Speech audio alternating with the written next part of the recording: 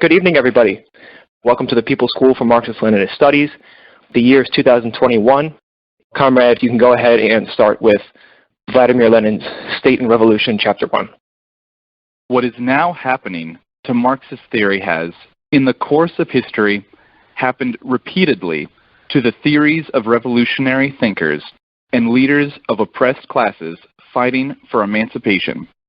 During the lifetime of great revolutionaries, the oppressing classes constantly hounded them, received their theories with the most savage malice, the most furious hatred, and the most unscrupulous campaigns of lies and slander. After their death, attempts are made to convert them into harmless icons, to canonize them, so to say, and to hallow their names to a certain extent for the consolation of the oppressed classes and with the object of duping the latter, while at the same time robbing the revolutionary theory of its substance, blunting its revolutionary edge, and vulgarizing it. Today, the bourgeoisie and the opportunists within the labor movement concur in this doctoring of Marxism. They omit, obscure, or distort the revolutionary side of this theory, its revolutionary soul. They push to the foreground and extol what is or seems acceptable to the bourgeoisie.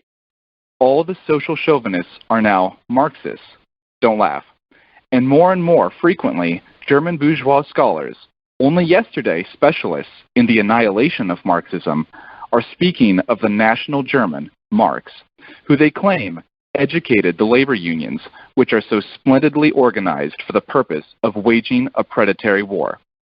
In these circumstances, in view of the unprecedentedly widespread distortion of Marxism, our prime task is to reestablish what Marx really taught on the subject of the state. This will necessitate a number of long quotations from the works of Marx and Engels themselves.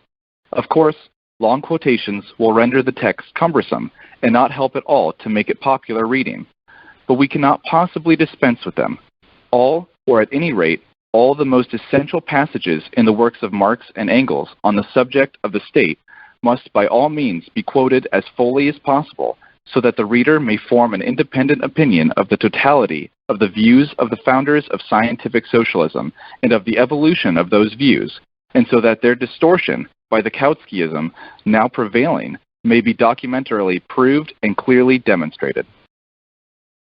It's been so many years since I read this, and I forgot what he was saying. He's actually talking about Martin Luther King. Why do I say that? Anybody knows Dr. King, who lived during his time as I did? He was an anti-imperialist. Nobody knows that he spoke at a meeting of the Communist Party. Nobody even knows this. I was there in 1967 in New York at the centennial of W.E.B. Du Bois. And Dr. King spoke about Du Bois at a party meeting. Nobody knows that during the Vietnam War, American Imperialist War, he spoke against American imperialism and said that capitalism creates this. He didn't use the word capitalism. He said the economic system, which he's talking about capitalism. That has all been whitewashed. All you hear about Martin Luther King is, I had a dream from a mountain, that all people are going to live. You know what the rest of it is. That sanitized, ridiculous version of what Dr. King was about. Remember, he died organizing sanitation workers in the South. That's when he was assassinated. So the system does this to everybody. Lenin saw what they did in his time. And they made Marx basically unrevolutionary. Thank you. Some of the things that Lenin talks about here, where there's the revisionism of Marxism, that's something that I've noticed a lot in our modern political climate, where they'll refer to anything and everything as Marxism except for things that are actually Marxist. And so it's something that happens a lot from all ends, whether it's the ultra-leftists or from the right-wing talking heads, where I'll see a lot of people, they'll bastardize the terminology, they'll co-opt it, and they'll use it for these reformist ends, which ends up distorting the actual revolutionary momentum of the masses. So that was something that I just wanted to point out, was the fact that some of what he's talking about is still happening very much today. Could somebody explain what exactly is Kautskyism? It's named after Karl Kautsky. Karl Kautsky was one of the leaders of the original social democratic movement before the communist movement was born. So we were all members of the Social Democratic Party. If you want to use a term for that, you can call it socialist. We were all members of the Socialist Party. After 1917, we split. Those who supported the Soviet Revolution and those who did not. Those who supported World War I and those who did not. And so those of us who did not support World War I, who called it an imperialist war, and those who supported the Soviet Union and the Soviet Revolution of 1917, we became known as communists. But before that time, we were all members of the same party. People should know that. So Karl Kautsky was a member of the same party as Lenin, the member of the Russian Social Democratic Party, before they split into the Bolsheviks and the Mensheviks. And Kautsky was a very good Marxist when he was younger.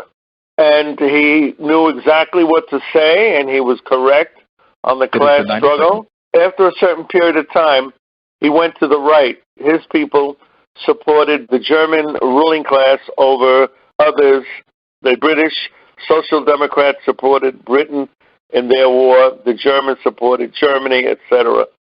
So Kautskyism has been associated with revisionism and specifically reformism and no longer revolutionaryism. Kautsky made a rightward turn in his analysis, and particularly on the idea of a higher stage of imperialism, lead it towards reconciling the class contradictions of capitalism, like a super imperialism. Lenin spoke on it a lot in pointing out the flaws of it, in that imperialism is not capable of actually doing that, and that it is cannibalistic and a period of decay of capitalism. And that was the main tenet, the main ideology of Kautskyism towards the later stages. When Comrades is talking about super imperialism, this is the idea that there was a stage beyond imperialism that would be a solution to global conflicts. And that's the line Kautsky took, and he's historically understood as a right opportunist. I was wondering if you could tell me a bit about the context in which this was written. I'm more concerned with Lenin's audience. Who is he writing to? Lenin wrote State and Revolution during the actual 1917 revolution, and I don't believe he was able to finish the last chapter. So I think the last part of it was that Lenin was saying that he could go on and write more, but that it was much better to actually participate in the revolution than to continue it. And so he was writing it, like his other works, for party members, for the press, and for all the communists engage in the theoretical discussions of Marxism at the time. I believe that in the context was that a lot of Kautsky's writings were allowed into Russia pre-revolution, and a lot of Lenin's writings and the communist writings were censored. So this is a lot of Lenin's response to that and trying to fight back against all of Kautsky's writings. But also I'd like us to focus on the bourgeoisie whitewashing a lot of socialism. And we see this in America today with people like Martin Luther King or Einstein. These were all socialists, maybe not our flavor of socialism, but we never hear them. And the bourgeoisie warps them and warps their history to suit their needs. And then they throw back quotes at us all the time, like we see from the latest MLK Day, of all these quotes of nonviolence and all this other stuff, so that it suits their needs and strips them of what Lenin says the revolutionary behavior. We should recognize that. In this section of State and Revolution, we have Lenin talking about social chauvinists, and then in the same paragraph talking about bourgeois scholars referring to a national German. Are these the precursors to fascists or different entities entirely? The term chauvinism, national chauvinism. The younger people would remember the term they talk about now. We actually, as communists, talked about it in the 20s. White chauvinism. In the 1970s, with the birth of the modern women's feminist movement, the term male chauvinism. All of the adjectives, white, male, national, the main term is chauvinism. Chauvinism is an element, one of the elements of modern-day fascism. So that's the tip-off for the comrade. And as Dimitrov said, the most reactionary, most chauvinist sections, those are the sections that become fascist. So that's the only connection I could see. Thank you. We can go to the section from the Communist Manifesto. Chapter 2 of the Communist Manifesto. In what relation do the communists stand to the proletarians as a whole? The communists do not form a separate party opposed to the other working class parties. They have no interests separate and apart from those of the proletariat as a whole. They do not set up any sectarian principles of their own by which to shape and mold the proletarian movement. The communists are distinguished from the other working class parties by this only. 1. In the national struggles of the proletarians of the different countries, they point out and bring to the front the common interests of the entire proletariat, independently of all nationality. 2. In the various stages of development which the struggle of the working class against the bourgeoisie has to pass through, they always and everywhere represent the interests of the movement as a whole. The communists, therefore, are on the one hand practically the most advanced and resolute section of the working class parties of every country, that section which pushes forward all others. On the other hand, theoretically, they have over the great mass of the proletariat the advantage of clearly understanding the line of march, the conditions, and the ultimate general results of the proletarian movement.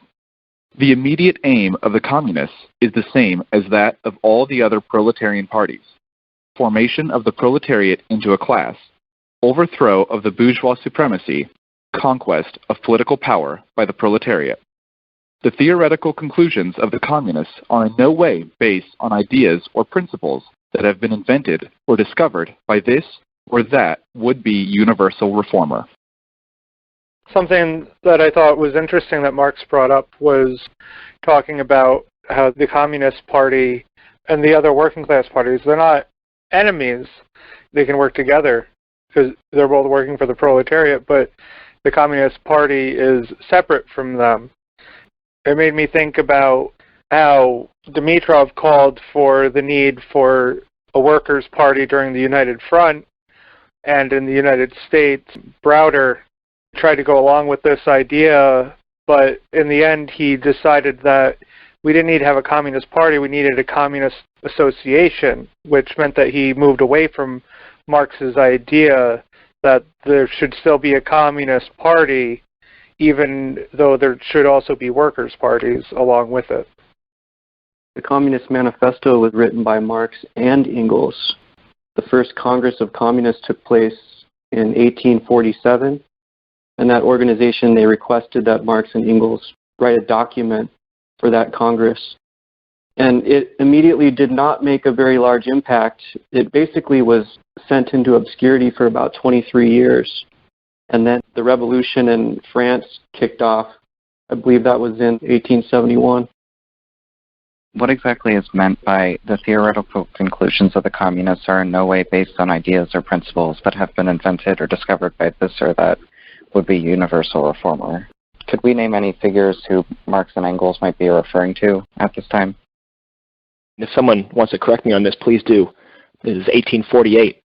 There's obviously a lot of intellectuals in Europe that are trying to figure out the socialism that will work, if that makes any sense. So along with the Marxists during this time, the Lassallians from Ferdinand Lassalle, you had the Proudhonists, Pierre-Joseph Proudhon as an anarchist.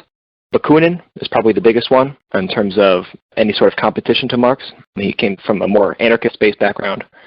But those are the kinds of people that Marx would be referring to. These would be the people that made sectarian ultra-left splits within the First International, which lasted from 1864 to 1876. Those are the kinds of people that I believe Marx is referencing. I just want to go over, if someone can explain to me what exactly they meant by the communists do not form a separate party opposed to other working class parties, and they have no interests separate and apart from those of the proletariat as a whole. They do not set up any sectarian principles on their own. I don't really understand. Is it bad that a communist party, for example, would be like, okay, we're going to be a Marxist-Leninist party as opposed to those Maoists or the Trotskyist party. I'm not fully understanding. I think this is a very important section. I really do, for a lot of reasons. This was written in the 1860 period. What's interesting is that after all we've been through in this planet, the ups and flows from the Paris Commune, which lasted 70 days, to the revolution in the Soviet Union and the setting up of Bolshevikism in Russia, which lasted over 70 years, we've had ebbs and flows, like in an ocean.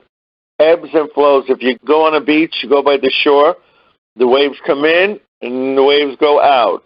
And every time the waves go in, if you notice, it goes in more. And then at a certain point, it'll go more. And then at a certain point, it'll go out, and it starts going out and out and out. So that's what Marx calls the ebbs and flows of social revolution. But what I thought was interesting is he uses the word communist. After all these years, I really, really am upset that groups on the left refuse to use that word in their name. They actually think about it, and they actually come out with a conclusion, no, we're not going to. Every group on the left, except for one, the CPUSA, every other group refused to use that name in their name. And it was all for accommodation to bourgeois ideology. Listen to them and they'll tell you the reason why. And I think it's clear that Marx says that we're not afraid to say who we are. We're communist, and we're proud of the name. And that we're no different than any other section of the proletariat. Now remember terms, people may not know this. Proletariat is not equal to the whole working class. It's equal to those members of the working class that are with the basic means of production. In other words, what we would call factory workers, steel, coal, those kind of things. Those are the proletariat. Today, in our society, we would have to extend it to the whole working class, which means people that work in the service industries, etc. But the point is, he does go out of his way to say that communists are different. And I think we should be happy that we chose to call our party the party of communists, not the party of liberation or the party of socialist or the party of freedom road or whatever. I think that's very, very key, telling people the difference of who we are. We have to be in a leading force, the vanguard. Thank you. This is Chapter 3. In countries where modern civilization has become fully developed, a new class of petty bourgeois has been formed, fluctuating between proletariat and bourgeoisie, and ever renewing itself as a supplementary part of bourgeois society. The individual members of this class, however, are being constantly hurled down into the proletariat by the action of competition, and as modern industry develops, they even see the moment approaching when they will completely disappear as an independent section of modern society, to be replaced in manufactures, agriculture, and commerce by overlookers, bailiffs, and shopmen. In countries like France, where the peasants constitute far more than half of the population, it was natural that writers who sided with the proletariat against the bourgeoisie should use, in their criticism of the bourgeois regime, the standard of the peasant and the petty bourgeois, and from the standpoint of these intermediate classes, should take up the cudgels for the working class. Thus arose petty bourgeois socialism. Sismondi was the head of this school, not only in France, but also in England. This school of socialism dissected with great acuteness the contradictions of the conditions of modern production. It laid bare the hypocritical apologies of economists. It proved incontrovertibly the disastrous effects of machinery and division of labor, the concentration of capital and land in a few hands, overproduction and crises. It pointed out the inevitable ruin of the petty bourgeois and peasant, the misery of the proletariat, the anarchy in production, the crying inequalities in the distribution of wealth, the industrial war of extermination between nations, the dissolution of old moral bonds, of the old family relations, of the old nationalities. In its positive aims, however, this form of socialism aspires either to restoring the old means of production and of exchange, and with them the old property relations and the old society, or to cramping the modern means of production and of exchange within the framework of the old property relations that have been and were bound to be exploded by those means. In either case, it is both reactionary and utopian. Its last words are corporate guilds for manufacture, patriarchal relations in agriculture.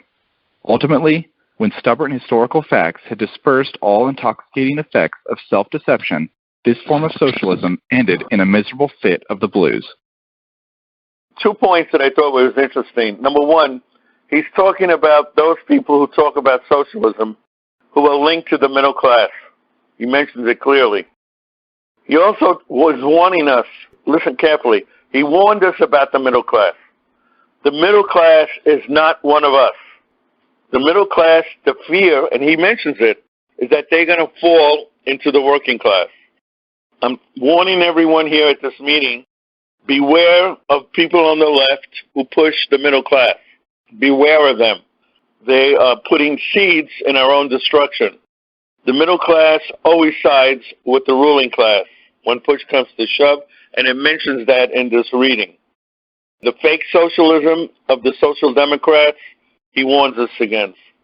And I want to mention that because whenever we talk about socialism in this planet, look at where the middle class is. If the middle class is there, it's not socialism. Thank you. When Marx was talking about the bourgeois socialists, the very first person who came to mind for me was Ferdinand Lassalle, who is, in my opinion, probably one of the best examples of one of these sorts of people. Marx and Engels wrote in private letters about him constantly, about how he was very pompous. He was an aristocrat who was a socialist, and he'd always go about talking about how he knew all these people and he was in all these inner circles, but his writings, they didn't really get to the same points that Marx and Engels did. They didn't reach the same conclusions. They didn't reach the people the same way that Marx and Engels did. It wasn't the same substance. These sorts of people, they always fall a little flat of actually reaching the point. It's nice as Marxists because we can dissect that these utopian socialist trends were in and of themselves reactionary, but when taken into the whole historical scheme of things, they had a progressive role to play because fundamentally they planted some seeds, so to speak, of these socialist ideas, and then we see that eventually we got scientific socialism. I wanted to point out as well a similar trend in Russia, actually, with a work similar to this nature that inspired Lenin. It's from the 1860s. It is called What Is to Be Done. It's by Nikolai Chernyshevsky, and essentially it is a similar utopian socialist utilitarian viewpoint.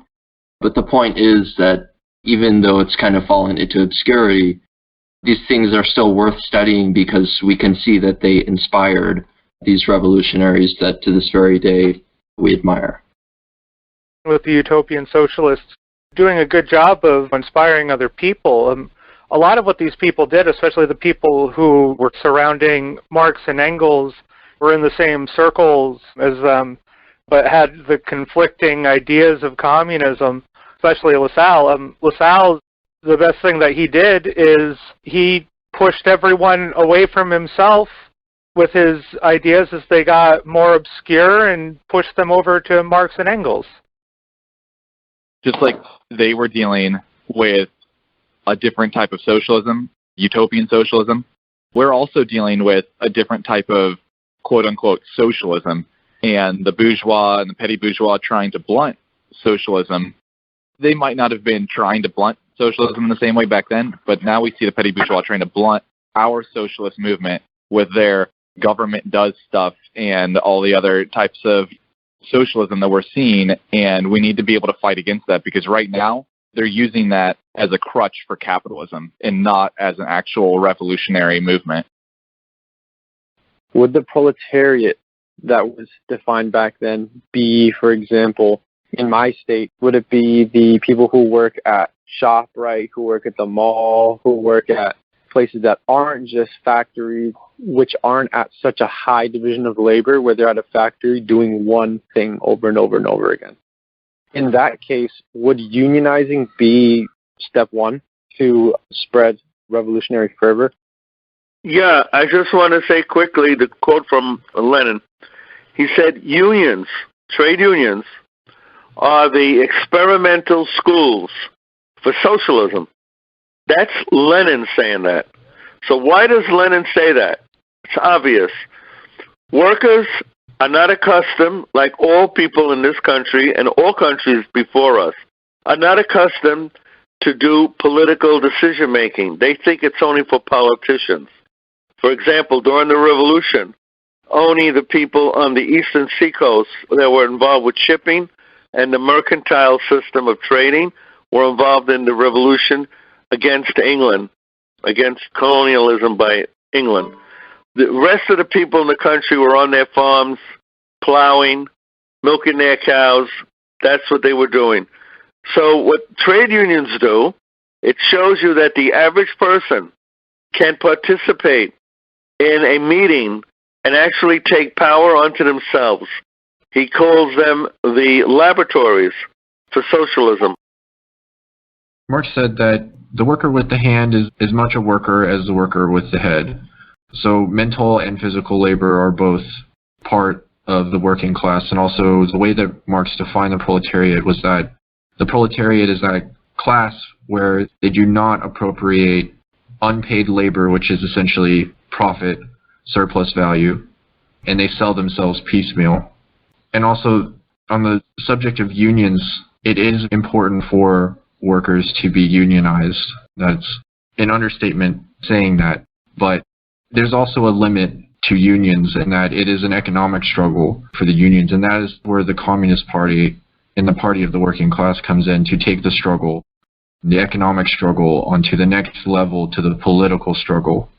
We have to have a base, the economic struggle to lead the workers onto the political struggle, and that's what the unions provide in organizing the workers in order to take the struggle to the next level by the leadership of the Communist Party. A certain similarity I've always seen in the way that Marx here describes petty bourgeois socialism and what we think of now mostly as anarchism. And both of them have a disdain for industrial society and the excesses of capitalism, but they both almost look backwards at simple societies that aren't industrialized and where people just own their own labor. They tend to be people who say socialism is when workers own the means of production. Is that an appropriate comparison to make between what he's describing here and what we see as people who call themselves anarcho-communists?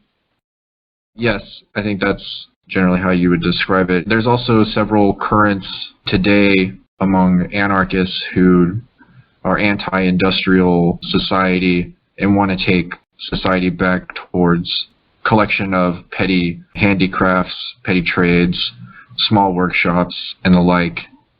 I think another comparison that could be made is what the Narodniks were in Russia and how they viewed the petty bourgeois as not declining but growing, and how Lenin had to dispel that myth because it was contradicting the idea that capitalism and that monopoly was inevitable.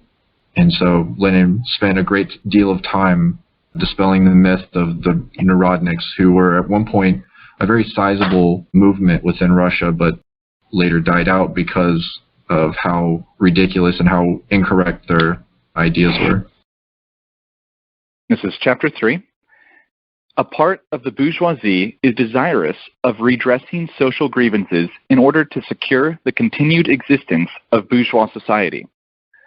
To this section belong economists, philanthropists, humanitarians, improvers of the condition of the working class, organizers of charity, members of societies for the prevention of cruelty to animals, temperance fanatics, hole and corner reformers of every imaginable kind. This form of socialism has, moreover, been worked out in complete systems.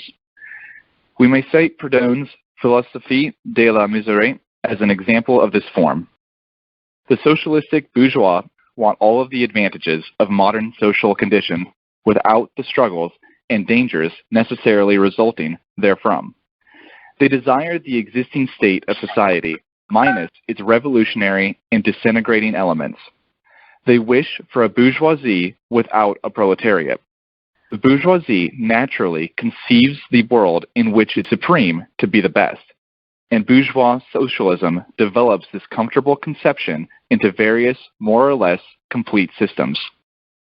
In requiring the proletariat to carry out such a system, and thereby to march straightway into the social New Jerusalem, it but requires in reality that the proletariat should remain within the bounds of existing society, but should cast away all its hateful ideas concerning the bourgeoisie. A second and more practical, but less systematic form of this socialism sought to depreciate every revolutionary movement in the eyes of the working class by showing that no mere political reform, but only a change in the material conditions of existence, in economical relations, could be of any advantage to them. By changes in the material conditions of existence, this form of socialism, however, by no means understands abolition of the bourgeois relations of production, an abolition that can be effected only by a revolution, by administrative reforms based on the continued existence of these relations. Reforms, therefore, that in no respect affect the relations between capital and labor, but, at the best, lessen the cost and simplify the administrative work of bourgeois government. Bourgeois socialism attains adequate expression when, and only when, it becomes a mere figure of speech. Free trade for the benefit of the working class, protective duties for the benefit of the working class, prison reform for the benefit of the working class. This is the last word and the only seriously meant word of bourgeois socialism. It is summed up in the phrase, "The bourgeois is a bourgeois for the benefit of the working class." This bourgeois socialism thing really does remind me of actually what's going on kind of right now with the progressives in the government. I think they realize that through the impending economic crisis, feel like they have to address the needs of the working class and try to appease them just enough so that no revolutionary movement can build with this idea of prison reform and other reforms like that, basically to continue the existence of capitalism. That's all I have to say. That actually reminds me a little bit of the New Deal to an extent, the idea that the New Deal was this barrier between capitalism and communism, a bailout of crumbs for working people to an extent that it would prevent them from organizing and using their collective energy to have a communist revolution. So that sort of popped into my mind when you said that. We can definitely see from what we read tonight, the essence of everything that was spoken, how all these revisionists and ways to dull the sword of revolutionary potential, because they can see it coming. They see that when crisis happens and so many people look for something to turn to, it's easier to dull the ideology and muddy the waters as a way to save capitalism. Very important that we're reading this. There are people who are masquerading in the left today as communists. Really, they have to be exposed, in my opinion. These are not fellow travelers. These are not allies in the struggle against capitalism. They are actually, in my opinion, agents of the bourgeoisie in the communist movement. And I was talking specifically of a group that calls themselves CPUSA. We all know of the group. One message we get from the manifesto over and over and over again, and that word is overthrow. That's the word that's there time and time again. Yet they have classes, the CPUSA, in which they talk about Lenin, and they don't mention Lenin's contribution to revolution. They don't mention the manifesto in the way that Marx wrote it and Engels wrote it, talking about overthrow. These people should be exposed. That's what they are. They're not communists. They are social democrats. We should expose them and have ideological battle, in my mind, with people that are in that group. Thank you. When I look back at what Marx and Engels say about bourgeois socialism, emphasizing that we don't need to change the system, we don't need revolution, my first thought really goes to every time I hear a lot of these liberals talking about, why don't we all just stop being racist? Why can't we all just stop being misogynistic? They don't realize the reason behind a lot of these things. A lot of the reasons behind racism is systemic. A lot of reasons behind misogyny is systemic. And they just want us to all just be better without actually changing anything, and that's their most that they can think of. That's the first thing I think of that. I absolutely agree wholeheartedly when it comes to this bourgeois socialism thing. It's because they are the ones that are appealing to the better halves of their capitalist idols, saying, no, everything's okay. We don't need to change anything. We just need a little bit of help so we can become like you. We want to be like you. I think when it's coming to fighting that ideology, the best thing we can do is remind them that they are us. I'm still living in the generation where my parents went to segregated schools and my grandparents. There is no way to ease that along or make it go any faster without smack in the face education about it and open dialogue. Chapter 3 of the book Socialism, Utopian and Scientific by Friedrich Engels. The materialist conception of history starts from the proposition that the production of the means to support human life and, next to production, the exchange of things produced is the basis of all social structure, that in every society that has appeared in history, the manner in which wealth is distributed and society divided into classes or orders is dependent upon what is produced, how it is produced, and how the products are exchanged. From this point of view, the final causes of all social changes and political revolutions are to be sought not in men's brains, not in men's better insight into eternal truth and justice, but in changes in the modes of production and exchange. They are to be sought not in the philosophy, but in the economics of each particular time. The growing perception that existing social institutions are unreasonable and unjust, that reason has become unreason, and right wrong, is only proof that in the modes of production and exchange, changes have silently taken place with which the social order, adapted to earlier economic conditions, is no longer in keeping.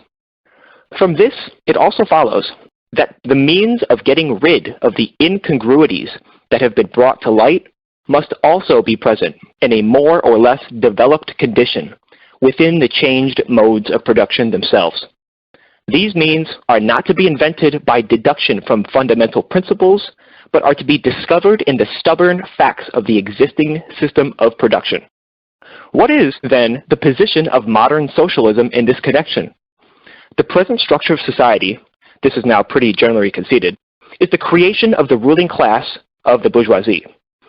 The mode of production peculiar to the bourgeoisie, known since Marx as the capitalist mode of production, was incompatible with the feudal system, with the privileges it conferred upon individuals, entire social ranks, and local corporations, as well as with the hereditary ties of subordination which constituted the framework of its social organization.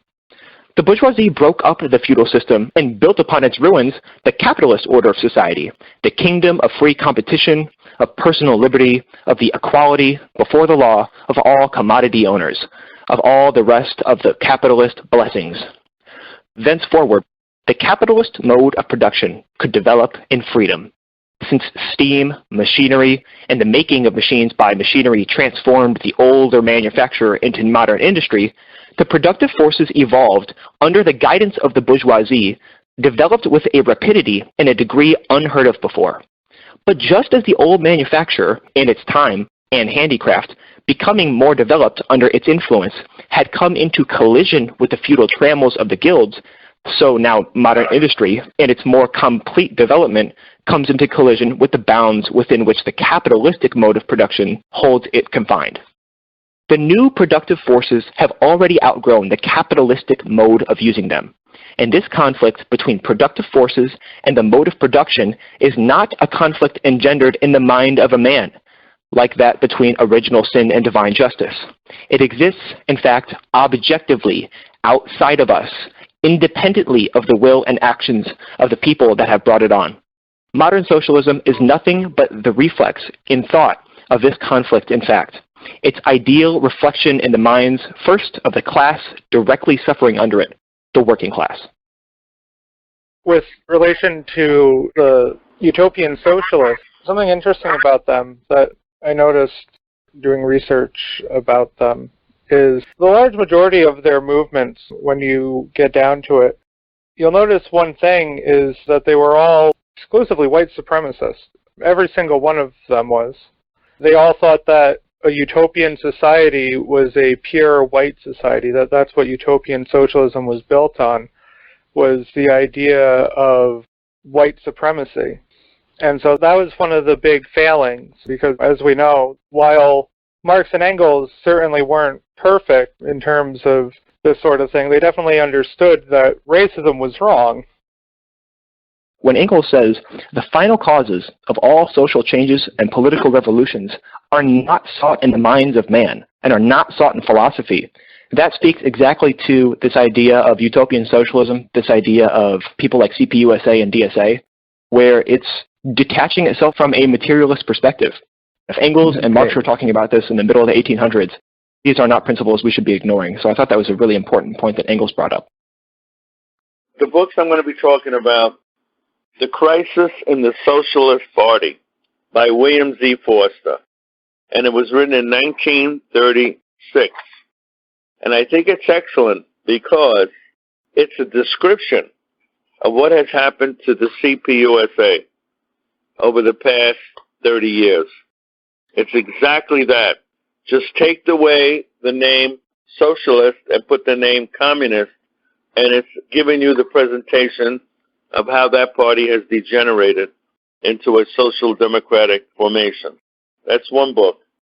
The other one is a great book by Fidel Castro called Socialism or Death, written in 1989 when he was dealing with Gorbachev, and he was dealing with people who wanted to tinker the socialist economy with capitalist aid. And here's what he says on page 9 of that pamphlet.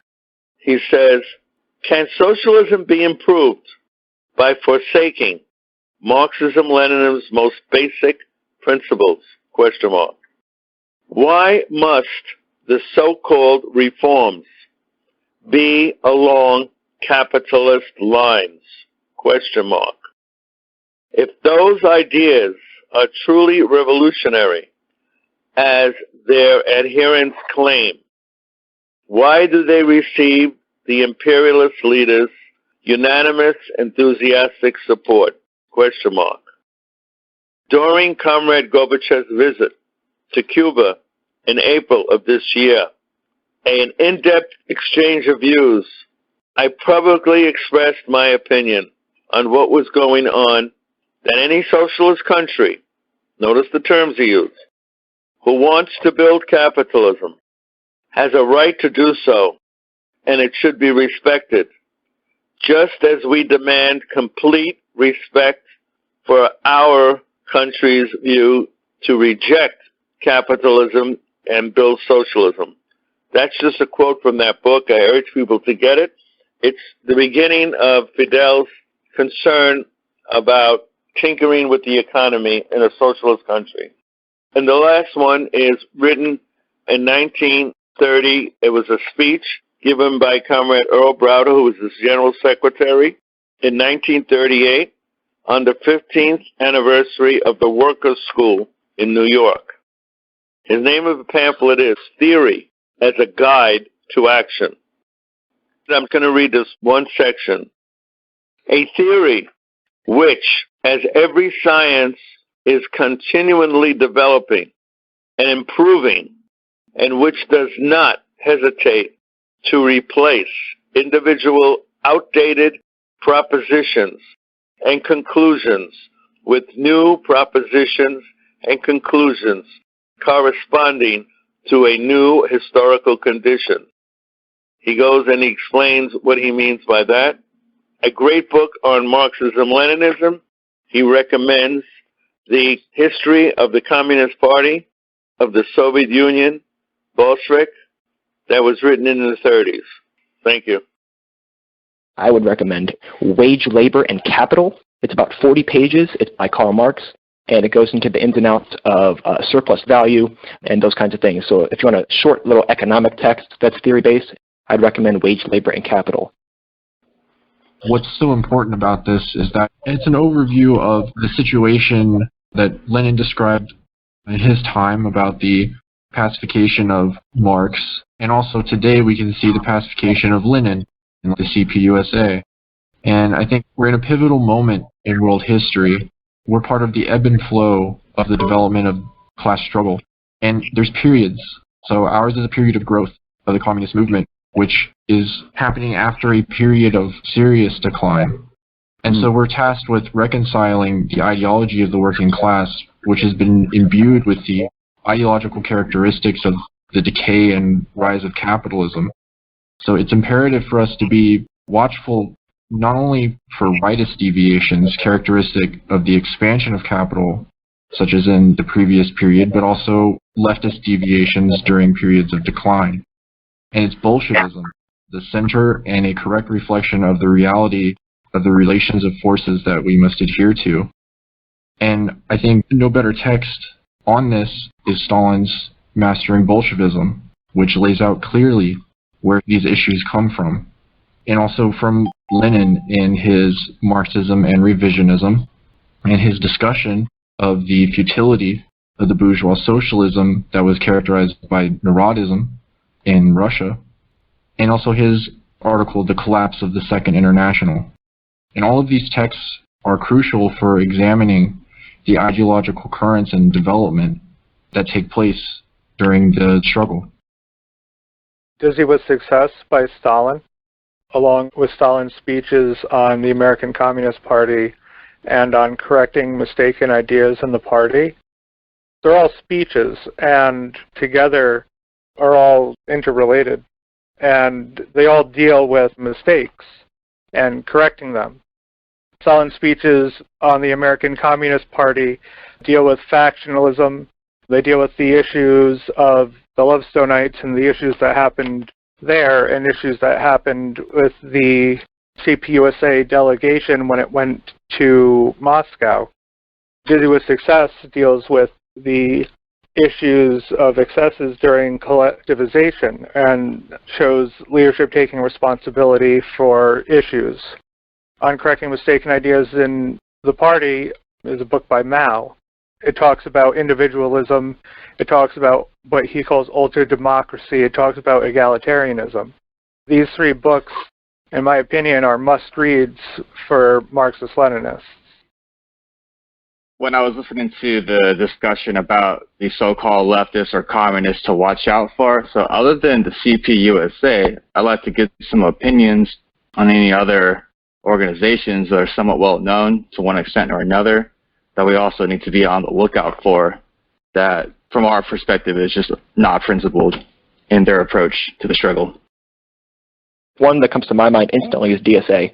DSA is a non-centralized body. They're not even a party. They could be considered a pre-party formation. But they're basically just a general conglomeration of a non-ideologically principled, if you want to call them leftists, and they're probably social democrats, trots, socialists, but the lack of ideological unity within DSA would be a huge red flag for people in our movement. Socialist Party USA? They're not even the original Socialist Party. They formed in the ashes of what was left over from it. Most of their membership is just like CPUSA. It's full of retirees and pensioners, people who are old enough to still have a pension, who don't even care about the revolution anymore. I know people who have been or who are in SPUSA, and they wonder half the time why they're even still in the party. The reason why I think the CPUSA is the worst, because they still pretend that they're communist. The others don't even mention it in their names. That's why I think they're the worst. They are the grossest misleaders to young people who want to know what communism is about. They go to them, and they're the worst. They don't even know what it's about. In fact, I was a member of that party for 40 years. They are anti-communist today. They are anti-Soviet today. If you are anti-Soviet, you're anti-communist. Don't kid yourself. And that's why all the other groups, Freedom Road Socialist Organization, they don't have the name communist in them. Party for Liberation and Socialism, they don't have the name communist. Workers' World Party doesn't have the name communist. So the only one that still misleads people is the old CP. If anybody was ever in that party, they could attest. They never talk about communism. Never. Never. Something interesting about the Communist Manifesto. It was published in February of 1848, right around the same time that the great revolutions of 1848 started throughout Europe. And it managed to have some influence in France, not much, but it had a significant influence in Germany. Not right away, but by 1849. So we can see that the influence of the manifesto and how important this text is, how influential it is, by how quickly it caught on with the people. The first French publication didn't come out until April 1848, and it was the June uprising that was inspired by it. That wasn't much time in between the first publication and people being inspired by it to actually try and rise up against the bourgeoisie. Recently, there's been a lot of activity on the union movement. There was just a Labor United in Class Struggle meeting. What we discussed was the recent rise in trade unionism. And so I want to reiterate that we're in a new period, in a period of the upsurge of the communist movement. And the stakes have never been higher, especially for the future of humanity with the ecological crisis on the horizon. And as we struggle against the growing anti-people forces of fascism during such a seismic disruption of the economy with the pandemic and all of the consequences from it. And so if the previous decades after the fall of the USSR could be characterized as capital's death grip around the throat of the workers, as Comrade Stalin said would be the case if the Soviet Union were to fall, and it being the loss of the world communist position, I think the new period can be characterized as a second wind of the world communist movement, because as we all know, the growth of socialism, the growth of communism is an irresistible development of the present age. Are going to witness far larger battles in the years to come.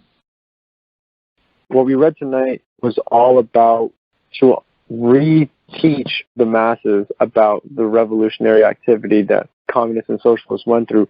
How do we now build up that revolutionary background and that revolutionary fervor without scaring a lot of the working class?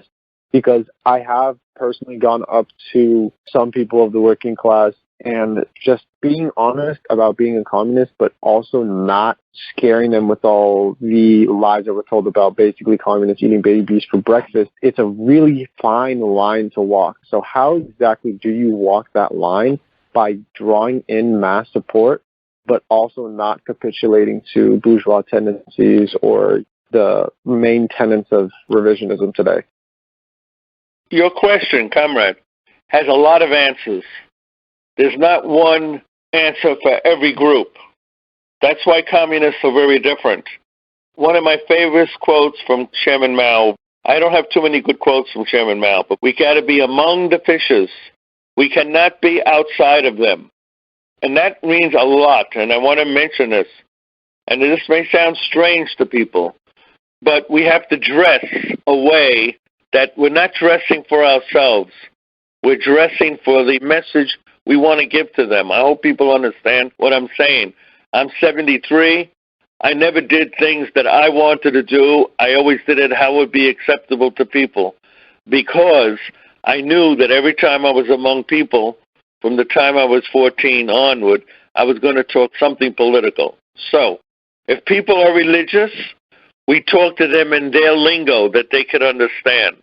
If people are workers who work on a factory job, we talk to them lingo. Students, their lingo. Women, their lingo.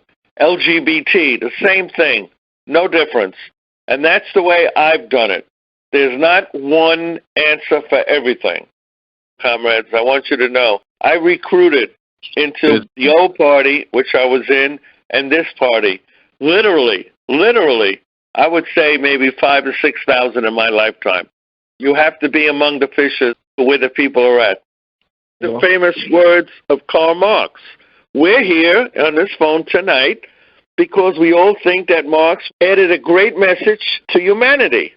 And his famous one is, we approach people where they are at, not where we want them to be. We approach people where they're at. We deal with the world where it's at, not where we want the world to be, where we want people to be. And that's from Marx, not from Angelo. That's right from Marx. I think there was an important part of the comrade's question that wasn't answered, and it was how to deal with the influx of petty bourgeois or bourgeois ideology with the growth of the Popular Front or the United Front, with the influx of members into the party. And I think that Comrade Stalin's pamphlet on Mastering Bolshevism is an excellent pamphlet to read on how to combat that situation. And what it basically entails is, for starters, we have to have a firm economic foundation within the party on the proletariat. And then also, we have to get rid of our amateurism, we have to get rid of our political carelessness, and we have to steel ourselves on Marxism-Leninism.